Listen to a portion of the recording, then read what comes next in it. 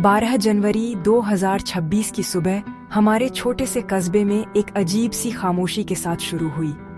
चिड़ियों का रोज का चहचहाना गायब था। उसकी जगह एक गहरी ठंडी खामोशी थी। उस डरावनी शांति में हमें मेरे पिता रामेश्वर प्रसाद उनके स्टडी रूम में बेजान मिले। फैमिली डॉक्टर ने तुरंत हार्ट अटैक बताया। 65 साल के एक आदमी के लिए, जिसे बिजनेस और फैमिली का बोझ था, यह प्लॉजिबल था। घर में मातम छा गया।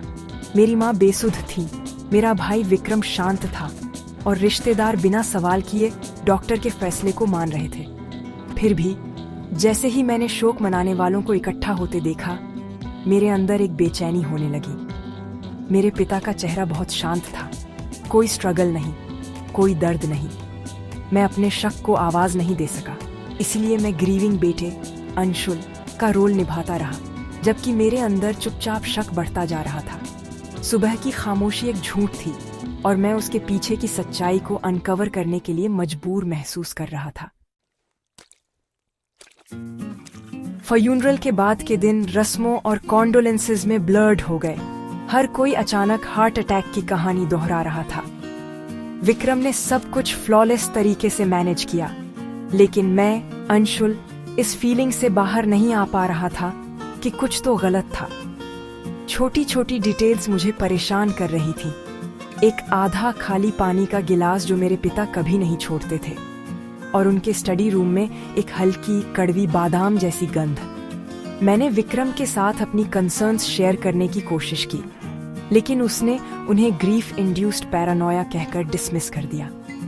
उसकी क्विक रीजनेबल डिसमिसल ने मेरे शक को और गहरा कर दिया।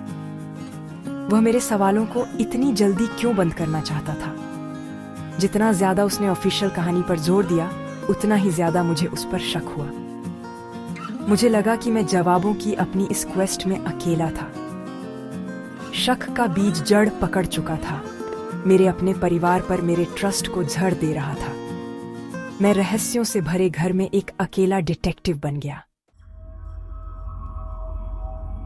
जवाबों के लिए बेचैन होकर मैंने रातें अपने पिता के स्टडी रूम में बिताईं, कुछ भी ढूंढने के लिए जो मेरी बेचैनी को समझा सके। तीसरी रात को मुझे एक छिपी हुई लेदर बाउंड डायरी मिली। उसके पन्नों में बिजनेस नोट्स नहीं थे, बल्कि मेरे पिता के प्राइवेट डर थे। फैमिली आर्ग्यूमेंट्स, लालच और बढ़ती डिस्कॉर्ड। सबसे डैमिंग एंट्रीज में मेरे चाचा सुरेश के साथ कड़वे झगड़े का जिक्र था, जो फेल्ड वेंचर्स के लिए पैसे की मांग कर रहे थे और मना करने पर रिजेंटफुल हो गए थे। मेरे पिता ने लिखा था, सुरेश इस परिवार को एक ट्रेजर चेस्ट मानता है जिसे लूटा जाना है। डायरी में विक्रम की इम्पेशंस और एम्बिशन का भी जिक्र था, जो हमारे पिता को एक ऑब्स्टिकल मानते थे। अंतिम एंट्रीज में एस्केलेटिंग कॉन्फ्लिक्ट और बिट्रेयल की तस्वीर थी। हार्ट अटैक की सिंपल कहानी एक डार्क मिस्ट्री में बदल रही थी। अब सवाल यह नहीं था कि मेरे पिता का मर्डर हुआ था या नहीं, बल्कि उनके खून के किस रिश्तेदार के पास मोटिव था। डायरी एक पैंडोरास बॉक्स थी और मैं उसे बंद नहीं कर सकता था। डायरी के रेवलेशंस के साथ शक मेरे चाचा सुरेश पर गहरा हो गया। उनका दुख अब एग्जैजरेटेड लग रहा था। उनका सॉरो एक परफॉर्मेंस था। सुरेश की फाइनेंशियल डेस्परेशन और मेरे पिता के मदद करने से मना करना एक क्लियर मोटिव था। मैंने उन्हें फैमिली गैदरिंग्स में करीब से देखा। उनकी आंखें इधर उधर घूम रही थीं। मेरी माँ के लिए उनकी चिंता इनसिंसियर लग रही थी और वह विल पर फोकस कर रहे थे।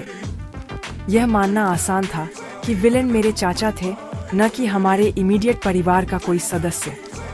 मैंने मेरे पिता की मौत की रात उनके एक्शंस के बारे में डिस्क्रीटली सवाल करना शुरू कर दिया। शक की छाया ने अपना टारगेट ढूंढ लिया था और मैं उसे एक्सपोज करने के लिए डिटरमिन्ड था। मैं सुरेश से उनकी स्ट्रगलिंग दुकान पर मिला, कंफर्ट ढूंढने का दिखावा करते हुए। वह मुझे देखकर स्टार्टल्ड लग रहे थे, जिसे उन्होंने फोर्स्ड वार्मथ से छुपाया। मैंने मेरे पिता की मौत की रात के बारे में पूछा। उनके जवाब वेग और कॉन्ट्राडिक्टोरी थे। जब मैंने जोर दिया तो वह डिफेंसिव हो गए। तुम ये सब मुझसे क्यों पूछ रहे हो अंशुल? उनकी एजिटेशन और डिटेल्स की कमी रेड फ्लैग्स जैसी लग रही थी। मैं इस बात पर कन्विंस्ड होकर निकला कि वह कुछ छुपा रहे थे। मैंने कल्पना की कि उन्होंने मेरे पिता के पानी में जहर मिलाया होगा, आधा खाली गिलास सबूत के तौर पर। सारे पीसेस फिट होते लग रहे थे, मोटिव, मीन्स और अपॉर्चुनिटी। सच्चाई करीब महसूस हो रही थी, लगभग पहुंच में। फिर भी विक्रम के बारे में एक नैगिंग डाउट बना हुआ था। उसकी शांति अनसेटलिंग थी, ताकत से ज्यादा डिटैचमेंट। वह फैमिली बिजनेस को स्विफ्ट अथॉरिटी के साथ मैनेज कर रहा था, पहले से ही ऐसी योजनाएं बना रहा था जो हमारे पिता की लेगेसी को मिटा दें। जब मैंने उसे डायरी और सुरेश के बारे में कॉन्फ्रंट किया तो विक्रम बहुत आसानी से सहमत हो गया। मेरे चाचा पर मेरे शक को बढ़ावा दे रहा था। उसकी चिंता प्रोटेक्टिव लग रही थी, लेकिन उसमें थ्रेट की एक अंडरकरेंट थी। वह मुझे सब्टली खुद पर शक करने से दूर कर रहा था, सुरेश को स्केपगोट के तौर पर इस्तेमाल कर रहा था। विक्रम का मैनिपुलेशन मास्टरफुल था। वह चेस खेल रहा था और मैं सिर्फ एक पॉन था। उसकी डिसेप्टिव शांति सुरेश की पैनिक से ज्यादा डरावनी थी। टर्निंग पॉइंट तब आया जब मैं अपने पिता की अलमारी साफ कर रहा था। मुझे पोटेशियम साइनाइड की एक रसीद मिली जो उनकी मौत से 2 हफ्ते पहले की थी। स्टडी रूम में कड़वी बादाम की गंध अब समझ में आ रही थी। साइनाइड, एक ऐसा जहर जो हार्ट अटैक जैसा लगता है।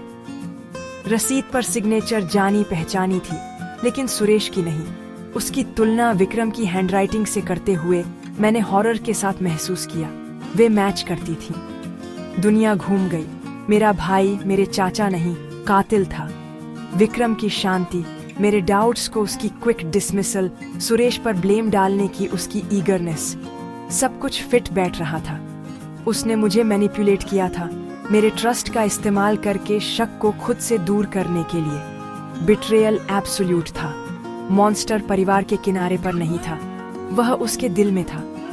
सच्चाई आखिरकार अनमास्क्ड हो गई और वह मेरे अपने भाई का चेहरा था। मैं रीलिंग रह गया। मेरी दुनिया की नींव टूट गई। उस रात मैंने स्टडी रूम में विक्रम को कन्फ्रंट किया। उसके सामने डैमनिंग रसीद रख दी। उसकी कंपोजर टूट गई। उसने मना नहीं किया, उसने कन्फेस्ड किया। रिमॉर्स के साथ नहीं, बल्कि कोल्ड जस्टिफिकेशन के साथ। हमारे पिता परिवार की ज्यादातर दौलत चैरिटी को दान करने की योजना बना रहे थे, यह मानते हुए कि दौलत हमें भ्रष्ट कर रही थी। विक्रम ने इसे बिट्रेयल माना। उसकी बर्थराइट चोरी हो गई थी। उसने मर्डर की सावधानी से योजना बनाई, यहाँ तक कि शक पैदा करने के लिए सुरेश को भी कॉल किया। कोई गिल्ट नहीं था, सिर्फ रिजेंटमेंट और एंटाइटलमेंट। उसका कन्फेशन मेरे भाई के चेहरे के पीछे के मॉन्स्टर का अंतिम हॉरिफाइंग रेवलेशन था। उसके बाद की स्थिति शांत डेवस्टेशन थी। कोई क्लोजर नहीं, सिर्फ गहरा दर्द। हमारा परिवार एक स्कैंडल बन गया। मेरी माँ दुख में खो गई। हमारा घर टूटे हुए ट्रस्ट का एक मौजोलियम बन गया। मेरे पिता ने अपने परिवार के लिए एक एम्पायर बनाया था। कभी कल्पना भी नहीं की थी कि सबसे बड़ा खतरा उनका अपना बेटा होगा। खून हमेशा पानी से ज्यादा गाढ़ा नहीं होता। कभी कभी यह सबसे घातक जहर होता है। अपराध सिर्फ मर्डर नहीं था, यह फेथ और परिवार का डिस्ट्रक्शन था। जिस दौलत के लिए विक्रम ने मारा, वह अब मीनिंगलेस है, बिट्रेयल से टेंटेड। सबसे डरावने रहस्य वे होते हैं जो उन लोगों के दिलों में फेस्टर करते हैं जिनसे हम प्यार करते हैं।